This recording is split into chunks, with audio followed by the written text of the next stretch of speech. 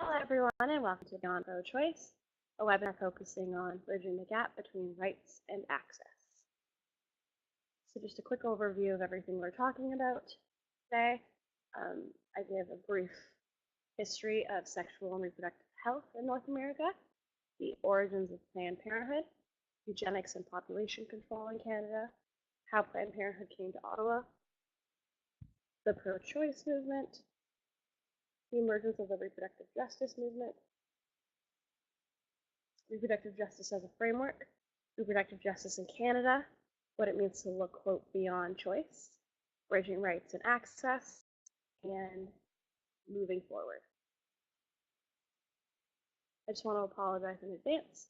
I have a bit of a cough when recording this. It is winter after all, so please bear with me. So, what ideas shaped and continue to shape sexual and reproductive health care? So there are three, of which is population control. So Thomas Malthus in 1798 wrote that population control is needed as, quote, the perpetual tendency of the race of man to increase beyond the means of subsistence is one of the general laws of animated nature. So Malthus talks about here about scarcity, the idea that all resources are finite or limited, and therefore humans can, run the risk of procreating and growing in numbers to such an extent, rather, that these resources can no longer sustain them. So he believed that population control was necessary to curb numbers and keep that from happening, make sure it isn't a possibility. Second of which is eugenics. Sir Francis Galton, father of eugenics and cousin of Darwin, wrote in 1883 that eugenics is the science of improving stock, not only by judicious mating, but whatever tends to give the more suitable races or strains of blood a better chance of prevailing over the less suitable. And thirdly, we have birth control. So Margaret Sanger in 1920 wrote that birth control is nothing more or less than the facilitation of the process of weeding out the unfit, of preventing the birth of defectives or of those who will become defective. So Margaret Sanger, you might know, is the founder of Planned Parenthood, and we do talk a little bit more about her further into the presentation. So you have eugenics, population control, and birth control. Three distinct concepts that have a lot of overlap because they were heavily explored in the late 19th to mid 20th century. They're connected, and they also together created the foundation of sexual and reproductive health care we have currently. They inform the ideas that the public and service providers, medical practitioners even, have about who can access sexual and reproductive health care and what we consider to be sexual and reproductive health issues to this day. So they're still very relevant. So we get into the origins of Planned Parenthood. So Margaret Sanger opened the first Planned Parenthood clinic in 1916 in Brooklyn, New York, and she was a complicated figure. So in the US, at the time, this would have been the 1920s, eugenics intersected with the birth control movement, and Sanger reportedly spoke at eugenics conferences.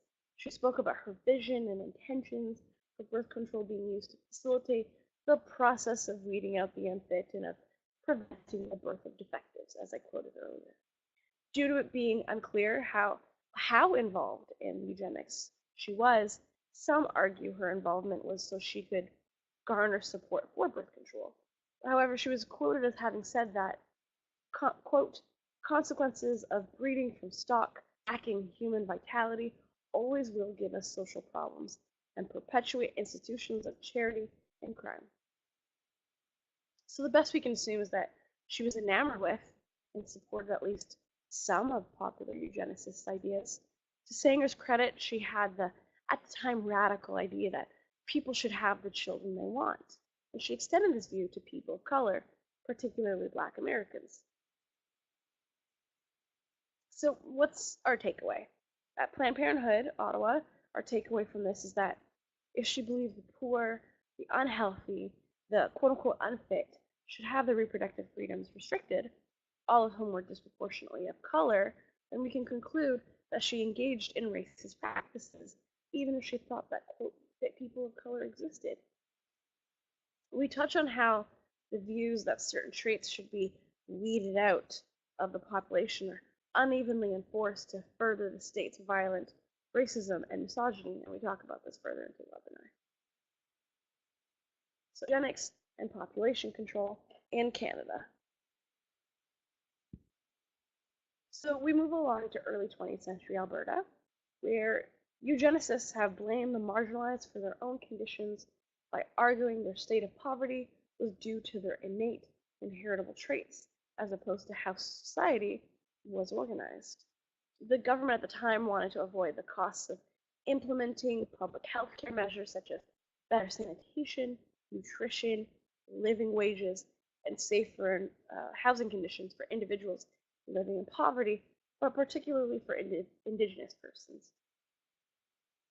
Placing the blame of the negative effects of capitalism on its victims, eugenic ideology proposed an intervention: sterilization of whom they considered undesirable in order to maintain status quo and continue benefiting from class exploitation and to justify their colonialist mindset.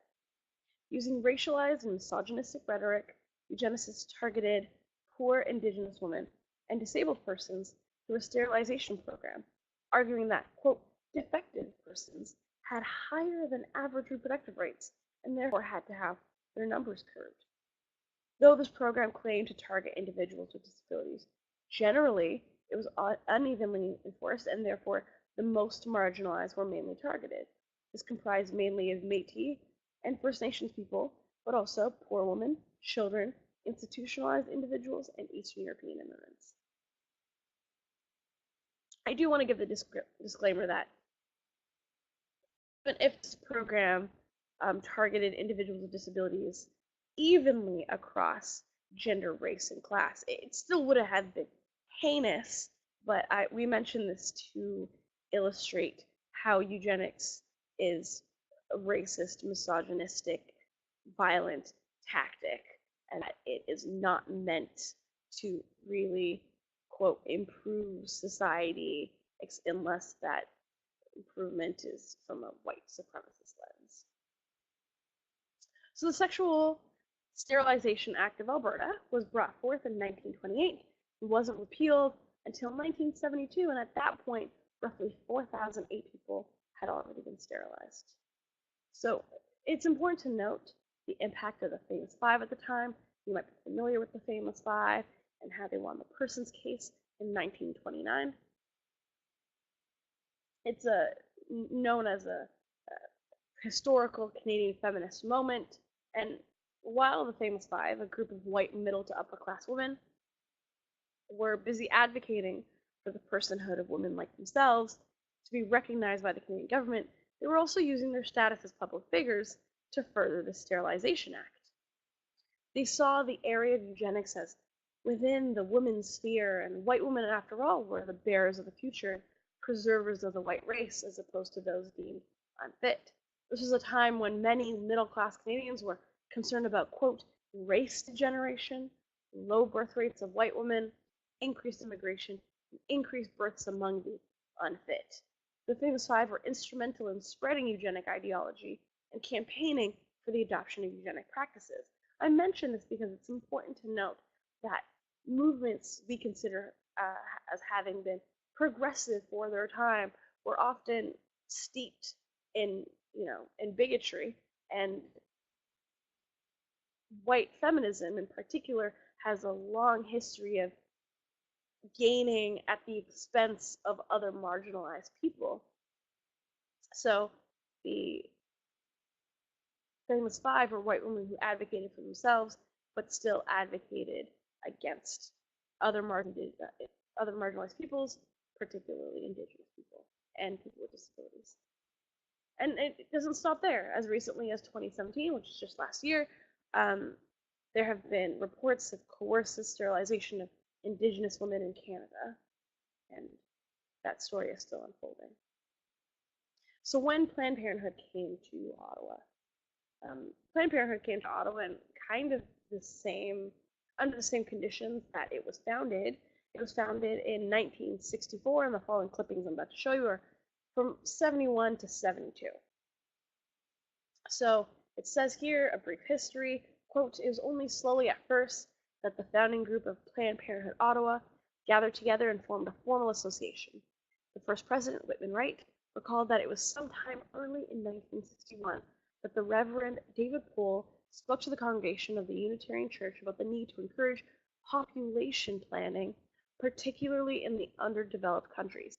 Wright, who had long been concerned about international development and convinced that high birth rates would continually cancel out the benefits of aid, recognized in Mr. Poole the fellow worker he had been seeking." So it goes on to talk about other people who joined and how the organization was established. But what's really important to take away from this is that this echoes the ideas of Malthus and um, and Malthus's fear that people would procreate to such an extent that the resources could no longer serve them. But also it ties in eugenics in that Mr. Poole and Whitman Wright were also very concerned about a certain type of person procreating, and they believed in population planning for a subset of the world's population. And so they were very concerned about people in, quote, underdeveloped countries, and were very passionate about population planning for that part of the world. And then here it says, the philosophy of the clinic service established was to create a culture in which the volunteers did not impose their moral judgments or values on the clients. So it says here, as well as accepting the Planned Parenthood philosophy that every child should be a wanted child, again, a radical idea for the time, the volunteers agreed that moral values should not be imposed upon patients coming to the clinic. In January 1969, one of the social workers wrote, "Over half of our clients are single, and for this reason we feel it is important that all volunteers, nurses, social workers, doctors, and receptionists accept each client without moral judgment of their particular lifestyle." So this part is admirable, the idea that every child should be a wanted child, and that there should be no moral imposition on the clients by the volunteers is novel for its time, and it is admirable. But again, it's hand in hand with the ideas and this sort of concern for population planning, especially for those that are abroad or of color are deemed unfit. So the pro-choice movement.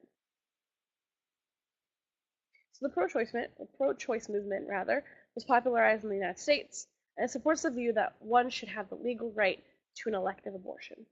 Proponents of the movement put a particular focus on personal choice, absolute bodily autonomy, and destigmatizing and normalizing abortion as a reproductive option. They often equate the entirety of reproductive freedom on whether or not one is able to, quote, choose to terminate a pregnancy or carry it to term. So then we have the emergence of reproductive justice. So I'm just going to provide a little bit of context for reproductive justice. The concept of reproductive justice is not new. Indigenous women, women of color, particularly Black American women, and trans people in the United States particularly have always fought for tenets that reproductive justice represents. However, the term itself was coined in 1994. There was a group of Black women who had gathered in Chicago after they had just attended the International Conference on Population Development in Cairo, Egypt. At this conference, they decided that individual right to access the conference in Cairo, that is. At this conference, it was decided that individual right to access daily planning needed to be positioned as central to global development. And these women in Chicago recognized that the women's rights movement, led by and representing middle-class and wealthy white women, could not defend the needs of women of color and other marginalized women and people. So they formed something called the Women of African Descent for Reproductive Justice, and this became the beginning of the reproductive justice movement. The movement was rooted in the UN Human Rights Framework and combines reproductive rights and social justice, and we look at this more in just a moment, but it brings us to Sister Song, which was founded in 1997 The full name of the organization is SisterSong Women of Color Reproductive Justice Collective, and it's an inclusive women of color organization, um, and it represents the concerns and needs of Native American, Black American, Latina, and Asian American women. These women together recognize that they have the right and responsibility to represent themselves and their communities and to advance the perspectives of the needs of women of color. They're a southern US-based national membership organization. They define their purpose as building an effective network of individuals and organizations to improve institutional policies and systems that impact the reproductive lives of marginalized communities. So reproductive justice to SisterSong, and this I'm closely either paraphrasing as I go along or quoting their website. They define reproductive justice as, quote, the human right to maintain personal bodily autonomy, have children, not have children, and parent the children we have in safe and sustainable communities. So it sounds a lot like the pro-choice movement, you know, personal bodily autonomy, have children, not have children. But then it gets to the part where it says parent children we have in safe and sustainable communities. And we see later this is an important deconstruction of the concept of choice with regards to parenting. So SisterSong continues with, it's about access, not choice. Mainstream movements have focused on keeping abortion legal as an individual choice. That is necessary, but not enough. Even when abortion is legal, many women of color cannot afford it or cannot travel hundreds of miles to the nearest clinic. There is no choice where there is access. So again, further deconstructing the concept of choice, that choice alone is not a sound foundation for reproductive rights, as just because somebody has the choice to do something and might even have the right to do something, they don't necessarily have the access. It's not just about abortion. Abortion access is critical, and women of color and other marginalized women also have difficulty accessing contraceptives, comprehensive sex education, STI prevention and care, alternative birth options, adequate prenatal and pregnancy care, domestic violence assistance, adequate wages to support our families, safe homes, and so much more. So what is the reproductive justice framework? I'd like to take a moment to provide context and set up the circumstances in which reproductive justice movement emerged in the United States.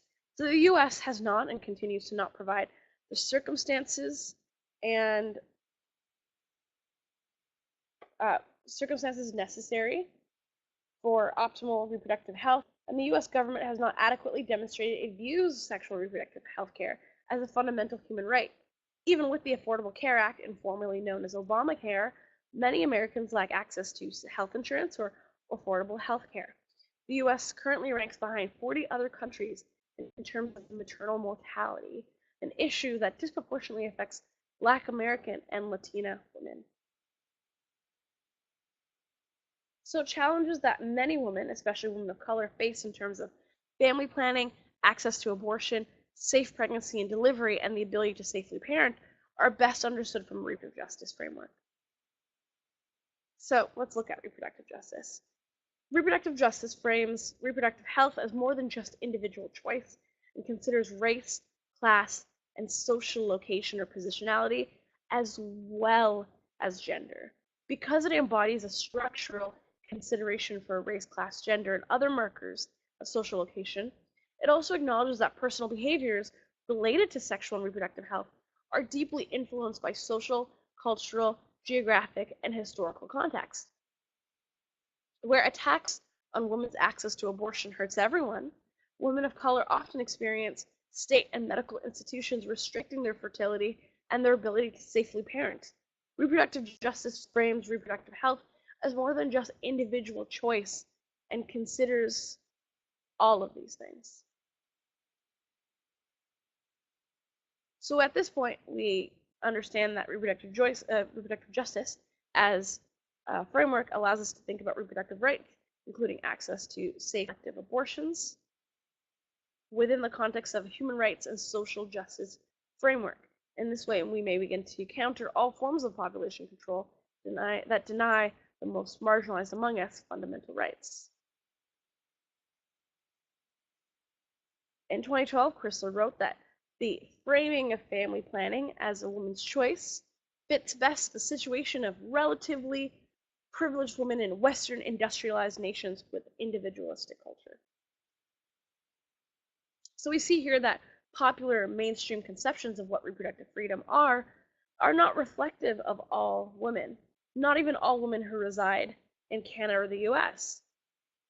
And pushing the idea that all women or persons with uteri have the same access to all of the reproductive options available as those most privileged is disingenuous and is a band-aid solution within a neoliberal culture that cuts services to the most vulnerable, even as it encourages everyone to believe they are in full control of their lives and choices. Neoliberal policies encourage us to believe that there's an inherent playing field, a level playing field, that is, and that what sets individuals or communities apart is effort and personal choice, but a structural analysis that applies a human rights-centered feminist framework shows that, quote, choice perspective erases the experiences of many marginalized peoples. An example of a reproductive justice issue unrelated to pregnancy or abortion would be how many economically disadvantaged, under-resourced parents are expected to parent with too little forms of support available to them and too many competing demands on their time and resources. If people cannot do well or get by financially if they have children, or if an individual chooses not to become a parent because they cannot safely do so, then, quote, choosing whether or not to become a parent is not a real choice. Whenever the circumstances created for a population are coercive or limit their options, no choice is truly elective. Therefore, in this case, supporting non-parents is a reproductive justice issue as well. It's important we advocate for better social conditions so that individuals can parent safely if they so choose. Again, I want to note that during this section, I will be quoting or closely paraphrasing from the SisterSong site. So according to SisterSong, to achieve reproductive justice, we must, 1, analyze power systems. This means reproductive politics in the US, and we're going to apply this to Canada in a moment, is based on gendered, sexualized, and racialized acts of dominance that occur on a daily basis. Reproductive justice works to understand and eradicate nuanced dynamics. Number 2, address intersecting oppressions. Audre Lorde said, "There is no such thing as a single issue struggle because we do not live single issue lives. Marginalized women face multiple oppressions, and we can only win freedom by addressing how they impact one another." 3, center the most marginalized. Our society will not be free until the most vulnerable people among us are able to access the resources and full human rights to live self-determined lives without fear, discrimination, or retaliation. And finally, join together across issues and identities. All oppressions impact our reproductive lives. Reproductive justice is simply human rights seen through the lens of the nuanced ways oppression impacts self-determined family creation. The intersectionality of reproductive justice is both an opportunity and a call to come together as a movement with the power to win freedom for all oppressed people. So we recognize this need to reconceptualize reproductive health and rights to include marginalized communities, and this need arose from the past and ongoing neglect for the reproductive health needs of women of color and other marginalized peoples. This harm is accomplished through the neglect of healthcare delivery systems and through aggressive population control strategies. In this way, reproductive health rights of women of color and other marginalized communities are constantly compromised. Reproductive justice discourse makes a point of illustrating how these fundamental human rights are restricted by a white supremacist construct that deprioritizes our needs while exploiting our bodies for the reproduction and maintenance of the current economic system. Racial, gender, and economic discrimination faced by women of color interferes with our ability to acquire services or culturally appropriate reproductive health information. The reproductive justice framework is centered on the experiences and needs of those accessing or seeking access to sexual and reproductive health, and decenters the medical and health community. So this movement, it seeks to shift the focus from the views of health service providers or medical practitioners, and it shifts those views to center the views of those treated by service providers when it comes to communication, information sharing, establishing minimum standards for procedures, screening and examinations, and when assessing culturally appropriate services for individuals' needs. It's not enough to affect legislature. The medical community is complicit and have a long history of perpetuating violence against marginalized communities. So this framework asks accountability of service providers and medical practitioners to serve the needs of disadvantaged communities.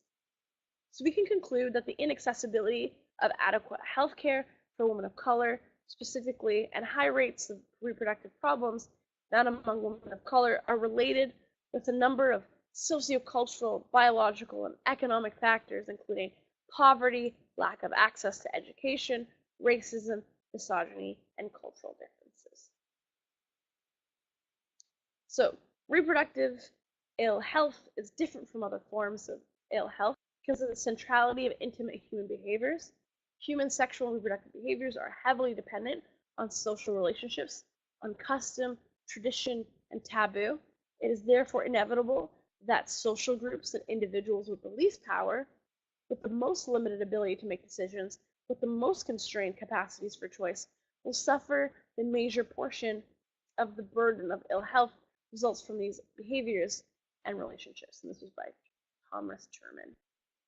So one reason SisterSong is notable is because they focus on sexual and reproductive health issues, including midwifery, AIDS services, abortion and contraceptive services, clinical research, health rights advocacy, sexually transmitted infections, and reproductive tract infections. They demonstrate through the work how the American government have a history rather of de-emphasizing the applicability of human rights standards to domestic policies related to sexual and reproductive health. Therefore, it's necessary for grassroots human rights efforts to continue applying political pressure toward the ratification and implementation of compassionate, social justice centered sexual and reproductive health as they build within their communities. As fertility control is presented increasingly as the means for women's empowerment, feminist criticisms of coercion and experimentation within family planning programs get softened. The resurgence of eugenics associated with the growth of new productive technologies gets overlooked, and the social structural roots of women's subordination and the global crisis tend to be forgotten. And this is by Asoka Bandaraj, and this is notable because she's pointing out how centering choice silences criticisms of reproductive coercion and experimentation. So this is illustrated in many policies across Canada in which poor women, racialized women, trans individuals, women with substance dependence, incarcerated women, and Indigenous women are often incentivized, persuaded, or coerced into accepting temporary or permanent forms of sterilization, often by linking these, quote, choices to access to public assistance. This is a form of systemic reproductive coercion and population control. Here, Asoka emphasizes the need to address the narrow scope of liberal feminist organizations that continue to focus on equating abortion rights to reproductive health and freedoms. These organizations are often historically tied to population control initiatives, and acknowledgement of this history is relevant when considering the disparity in funding between grassroots organizations run by women of marginalized communities and organizations that advocate for the interests of privileged women. So now we move on to reproductive justice in Canada.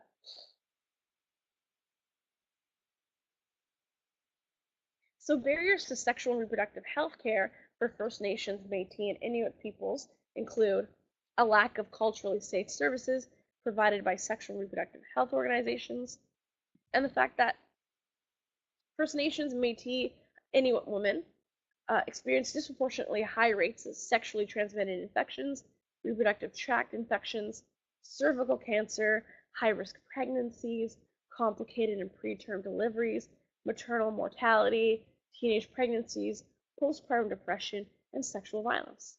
First Nations and Métis and Inuit women are also likely to have low and also high birth weight rather, babies, and babies born with fetal alcohol spectrum disorder. The infant mortality rate is also high among First Nations and Inuit infants.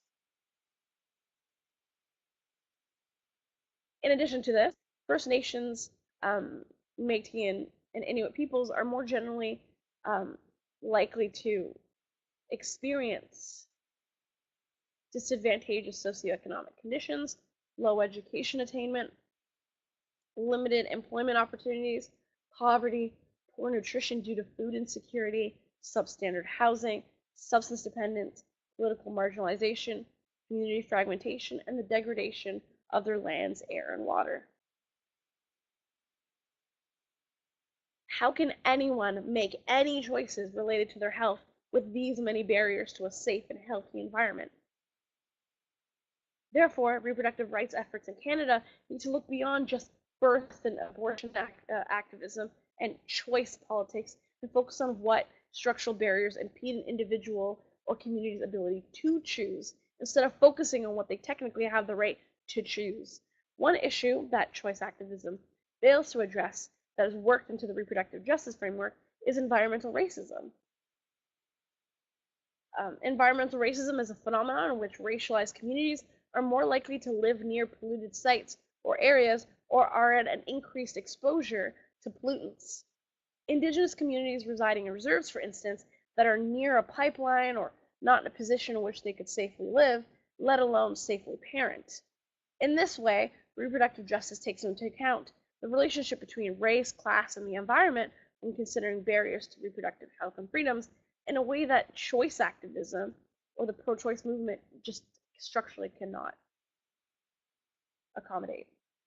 And poverty and advocating for more culturally safe spaces for First Nations, Métis peoples are also a reproductive justice issue, just as much as access to safe and legal abortions and demedicalized pregnancy procedures and birthing options are. Another form of violence that is a reproductive justice issue is that of police brutality.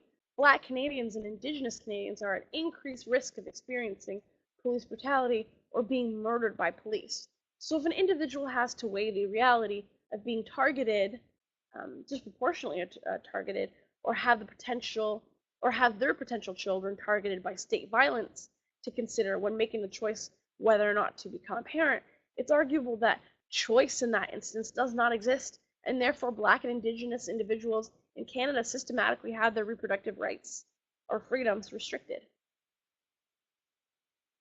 One of the core areas of the work of the Native Youth Sexual Health Network is that it engages in issues related to the impacts of environmental violence. They advocate for First Nations, Métis, and Inuit communities by relating how extractive industries such as mining, gas, oil, and logging are related to the Indigenous communities' sexual and reproductive health, rights, and justice. So, what does it mean to look beyond pro-choice? In Canada specifically, reproductive activism is mostly splintered into abortion activism and birth activism. Abortion activism focuses on reducing stigma and increasing access to services, while birth activism focuses around the demedicalization, the restoration of women-centered practices, normal perinatal care. Birth activism relates to the increased presence and demand for the practices of midwives, doulas, community mothers, etc. in Canada in recent years, and this is all wonderful, but both are activist frameworks that center choice. Like I said earlier, reproductive justice is a social justice, human rights, intersectional framework, and the ideas behind reproductive justice are historically based, women-centered, and acknowledge the ways in which colonialism or colonization, industrialization, and patriarchal medical practice have in many ways destroyed shared knowledge regarding reproductive practices. However, in Canada, most of the work done in the name of reproductive justice are mainly abortion and birth related, and need to do more in the way of acknowledging barriers to sexual and reproductive health care across marginalized intersections, in addition to advocating for abortion rights and empowerment. According to the reproductive justice framework, it's necessary to decenter choice in order to accomplish that. So bridging rights and access. So we see here that the rights or choice, there's a gap between rights and choice and actually access, and that reproductive justice serves as a framework to bridge that and takes into account social location beyond just race, or sorry, beyond just gender rather. It includes race, class, and class includes how one interacts with the environment and so on and so forth. So moving forward, what does it mean for Planned Parenthood law and other organizations that initially emerged in order to further white supremacist agendas of eugenics and population control to engage reproductive justice tenets? What might it look like to hold ourselves accountable and reflect on the ways in which we may continue, consciously or unconsciously, to alienate or create and perpetuate barriers to sexual and reproductive health care in Ottawa? What forms of accountability, what forms do accountability and reflection then take? And who gets to decide? I think this is something that we're still asking ourselves, and hopefully other organizations and nonprofit workers are asking themselves, especially since there is a power dynamic between service providers and people who access these services. And so I think self-awareness and fostering a culture of accountability and checking in with ourselves and our clients is really important. And this is a process, and it's ongoing. And here at Planned Parenthood, we don't pretend to know the answers, but it's important to be self-aware of our roots and try to undo that by maybe incorporating reproductive justice tenets without taking it over, because again, it is a movement that is started by and centers women of color and trans people. So if you have any questions, let me know. My name is Ayan Ali. I am the Sexual and Reproductive Coercion Project Coordinator at Planned Parenthood Ottawa. This is my information right here. And yeah, this webinar is the first part of a two-part webinar series, and looking at reproductive justice and later looking at reproductive coercion. And if you have any questions about this in particular, this presentation, or the project in general, please shoot me an email or give me a call, and I'll be happy to get back to you. I will be posting this presentation as well as the slides themselves and probably the reference sheet for my information on the PPO site for Sexual Reproductive Coercion Project. So yeah, thank you again for all of your time, and have a wonderful day.